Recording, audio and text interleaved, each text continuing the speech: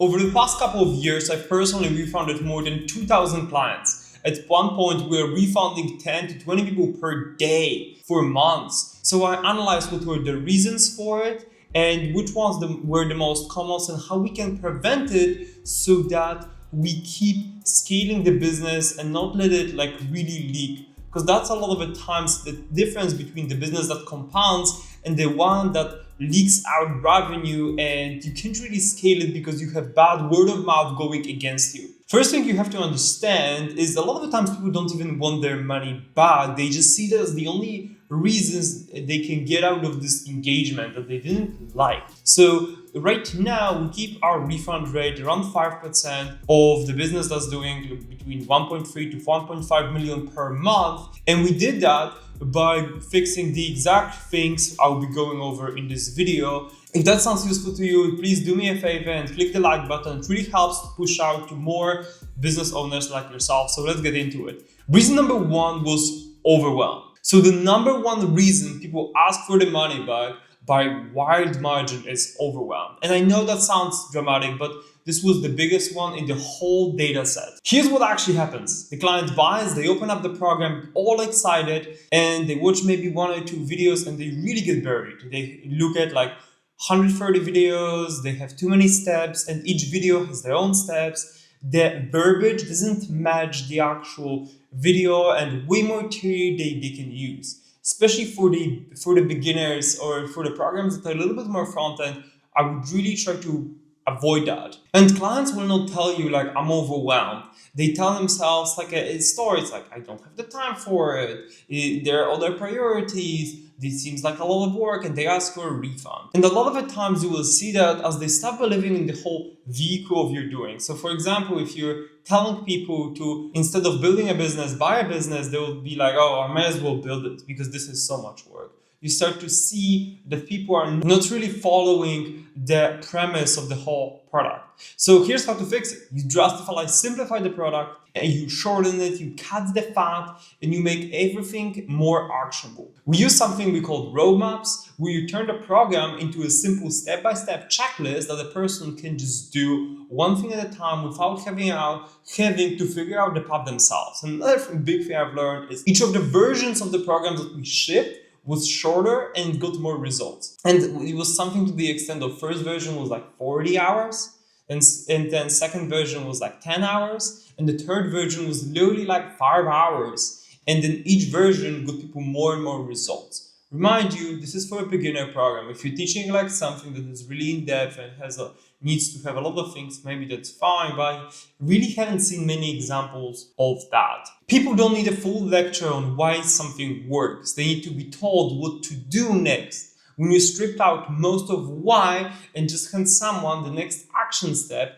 completion goes up and the activation rate goes up and refunds go down. Another thing I would add to that is you have to install the right beliefs for somebody to actually do the work needed to get something done. And because if you skip that, or you install random feel good beliefs or something that you think worked in your life, but maybe not the biggest reason, it could actually prevent you from happening. For example, if you're selling a course about how to acquire a business, they have to have beliefs that correlate with them getting results with that. Number one would be that rejection is part of the process. It's completely fine to talk to somebody who wants to sell their business and there's no alignment. That is completely fine. That is to be expected. And if they have that belief, they will be okay with that rejection. Then they will go to the next deal and the next deal and the next deal, and they will find a business that they actually want to buy. Second reason that is close behind is lack of activation. They're all correlated. So the time to get their first real win is just too long. The client is technically in the program, but weeks go by and nothing has actually changed for them. And a lot of the times it is on them. We have some action takers that do a lot of things, but we cannot externalize the responsibility to somebody else. So they start to doubt the whole thing. They start to doubt the whole vehicle of what we're doing.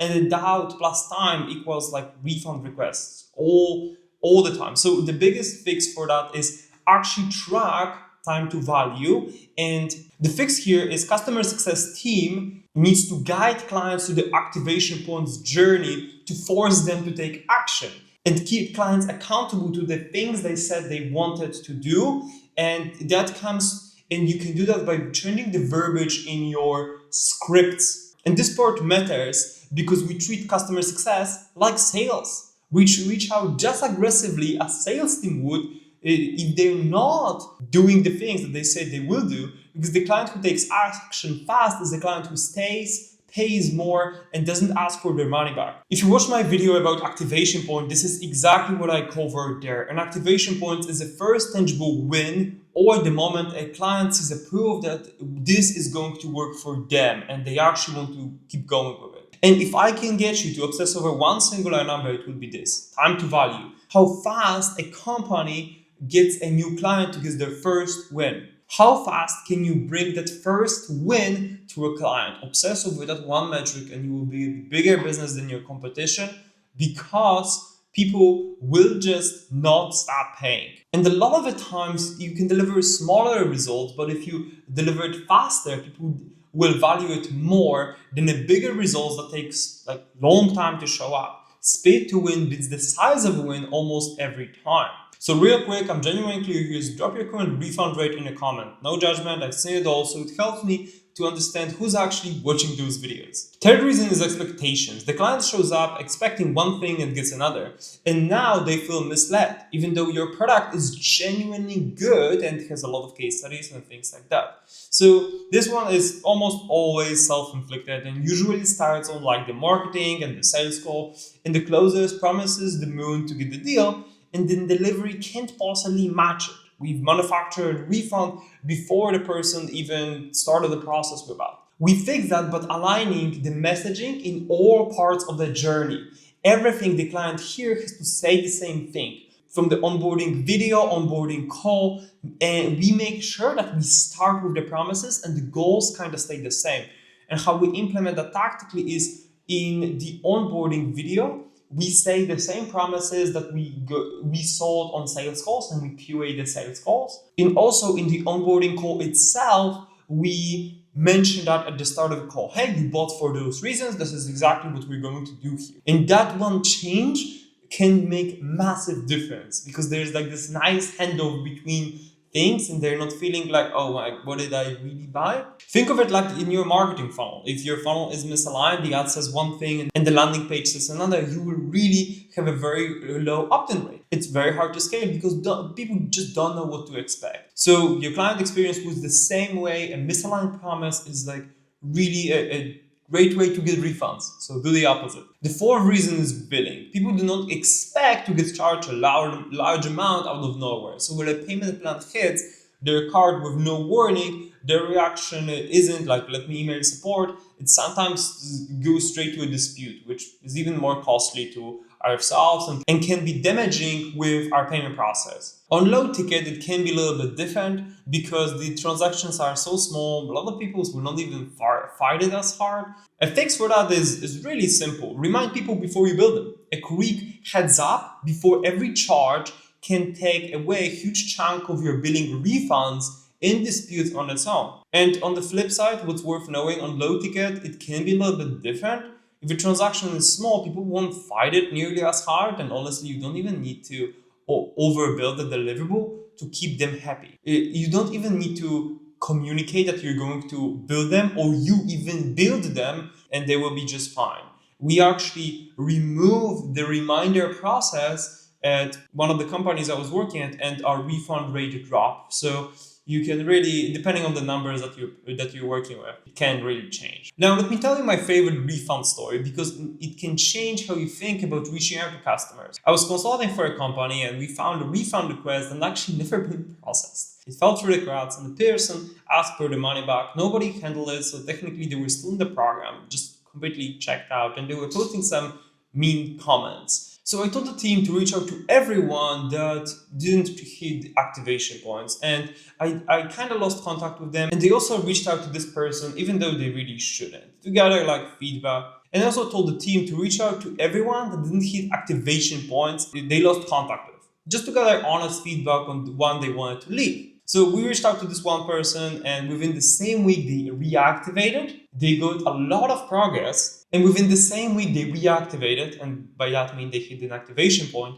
They posted for the first time, they hit their activation points in the journey, and they went to pay us $18,000 more. All of it because somebody finally reached out and actually asked questions. They told us nobody had ever done that before from other companies. We were pretty aggressive and we sent quite a lot of emails and we really called them.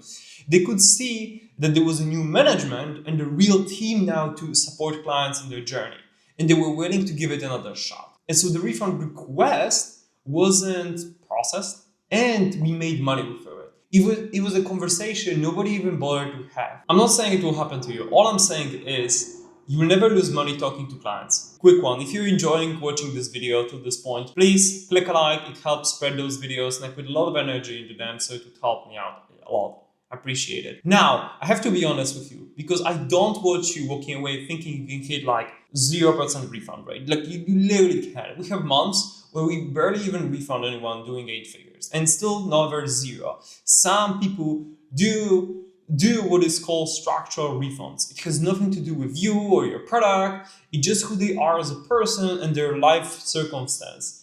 So if you're already beating the industry standard consistently, chasing the last few is waste of your energy. Put it into preventable refunds, the overwhelm, the slow activation, the expectation, billings, and all the other ones. Leave the structural ones alone. Like if somebody is just disputed because they literally don't have the money, you counter it and you just do that. And don't really worry about it. Don't obsess over it. All right. So here's what I actually believe about refunds after all of this. Yes, some people are going to refund no matter what you do, and you have to make peace of it. But most business owners could do much more when they think, even when the client isn't going the full result. If they genuinely do experience, you can often keep them a lot of the time. You can even sell them again.